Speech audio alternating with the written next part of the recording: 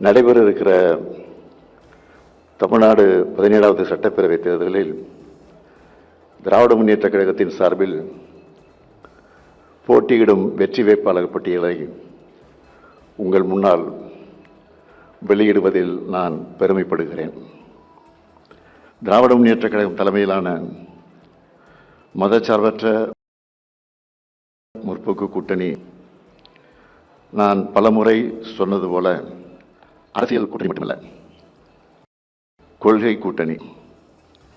கூட்டணி எண்ணிக்கையில் தொகுதிகளை பகிர்ந்து கொண்டது ஏற்கனவே அறிவிக்கப்பட்டுள்ளது.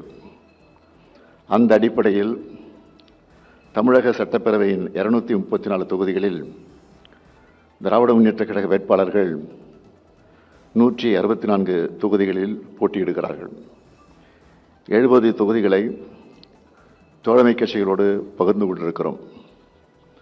மொத்தமுள்ள 234 தொகுதிகளில் கட்சிகளின் வாரியாக போட்டியிடும் தொகுதிகளின் எண்ணிக்கையை மட்டும் முதலில் நான் அறிவிக்கிறேன்.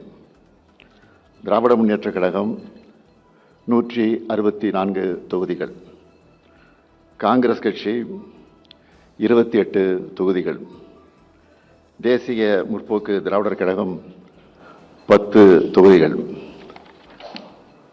விடுதலை சிறுத்தைகள் கட்சி 8 தொகுதிகள், இந்திய கம்யூனிஸ்ட் கட்சி 5 தொகுதிகள், மார்க்சிஸ்ட் கம்யூனிஸ்ட் கட்சி 5 தொகுதிகள், மறுமலர்ச்சி திராவிட முன்னேற்றக் கழகம் 4 தொகுதிகள், இந்திய யூனியன் முஸ்லீம் லீக் கட்சி 2 தொகுதிகள், மனிதநேய மக்கள் கட்சி 2 தொகுதிகள், கொங்கு நாடு மக்கள் தேசிய கட்சி 2 தொகுதிகள், மனிதநேய ஜனநாயக கட்சி 1 தொகுதி, முக்குளத்தோர் புலிப்படை 1 தொகுதி, SDPI 1 தொகுதி, தமிழர் தேசம் கட்சி 1 தொகுதி என எங்களுக்குள் ஒப்பந்தம் இறுதி செய்யப்பட்டுள்ளது.